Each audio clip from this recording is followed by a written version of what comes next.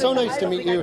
Huge Bon Jovi fan. Nice. How does 40 years feel and celebrating it in this way? Thank you so much. Have a great day. It's great to celebrate it this way.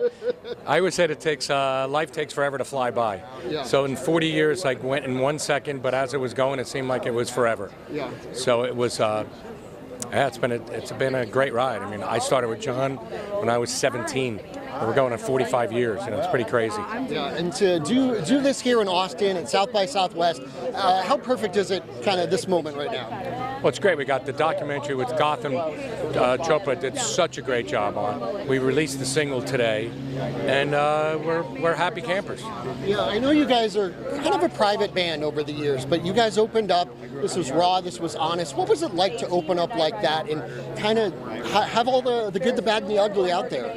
I think, like I said, I think Gotham, he asked the right questions. He put it all together and made a great story, and our story. And we weren't afraid to say everything. And I think it really mattered, because if it was just a fluff piece, then nobody wants to see that. Or people want to see that, but we didn't want to see that. We wanted it to be real. Yeah, you're at a point in your career where no BS. Yes. In the words of Bon Jovi, we're halfway there, right? Yeah, 40 more years, right? 40 more years, baby. Right. I'll be there. I'll be there all the way. I'll be a $102. You look exactly the same since like 95, so you'll be okay. I'll be 102 in 40 years, so we'll be good. All right, David, thank you so much. It was great to meet you. Tell me, what does this moment mean for you? 40 years of the band. You played on Runaway 42 years ago.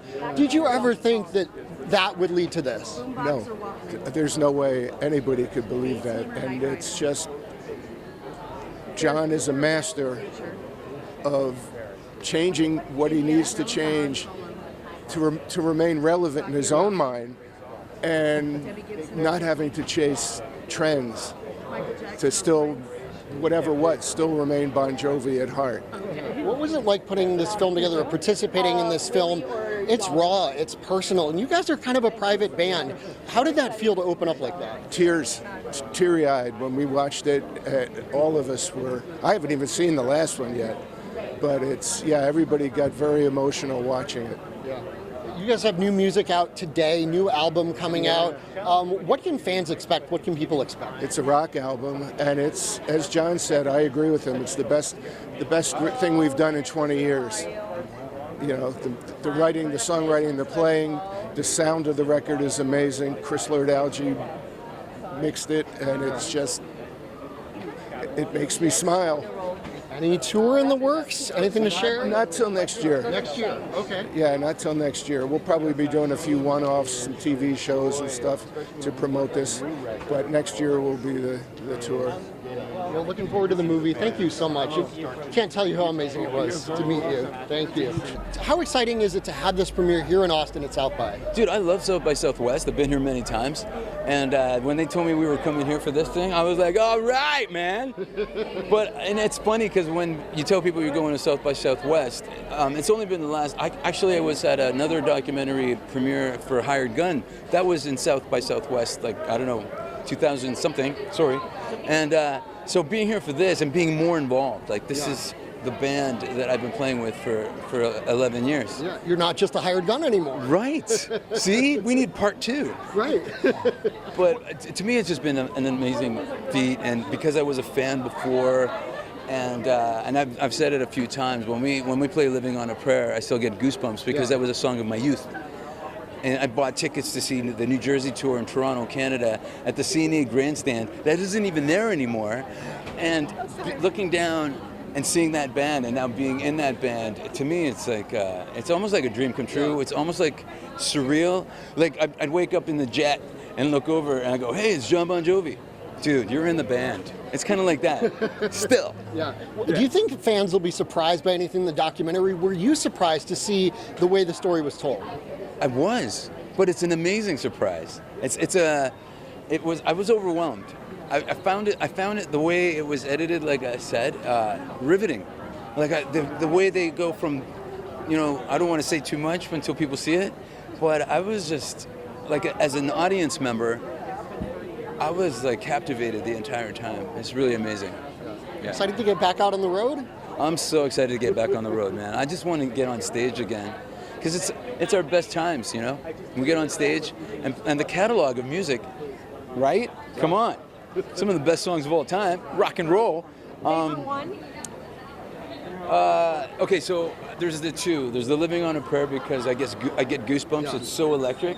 But when we played in Toronto, my mom came to see us a few times, and just seeing her in her seat beaming while we're doing like Wanted Dead or Alive, and John had let me sing the second verse for her. Yeah. What was that? What was that like? I can't talk now because she's not with us anymore. But no, it's super emotional, super amazing, man. Yeah. I flew over to London to see you guys in 2019 at Wembley. And you guys played Always, and you frickin' killed it. Oh, thank you. I heard that a lot. That was a good night. I mean, all the stars aligned and entered my hands, and it came out. I mean, I got so much fan mail about that solo in Always.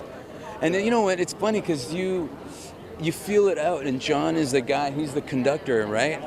And you're taking a solo, and you think, okay, I'm set. All I want to say, and then you look at John. He's like. And you're like, dude, I don't know what else. Okay, I'll do it. If you were faking it, I couldn't tell. Oh, thanks, man. Thank you. Thank you so much for talking to us. We appreciate it. Congratulations on the film. Thanks, John. Appreciate it. Nice to meet you. What was it like to have the Bon Jovi story told this way? You're someone that joined the band kind of in the later years. What was it like to see this come together? Well, I've been a deep fan for a long time, like back from the MTV days. So I was already like watching and keeping track and singing the songs. And so to join at this part and be on the other side of it has been fascinating and humanizing and celebratory. Yeah, you said humanizing. It's personal. It's raw, from what I understand. What was it like to have that story told publicly from such a private band? It really, I have grown to realize how deeply human and real that John is. Like, he seemed like such a star to me. And once I got closer and hearing him tell his story and the band's story, it all became very tangible and warm and fuzzy and sensitive and real. Real. Everett, thank you so much. I love Bon Jovi and I love having you in the band. Oh, I love being in the band. I've seen you guys live for 20 years, and when you joined, it was just like. Oh, good, and thank you so much for the whole shout out. Oh my gosh, absolutely.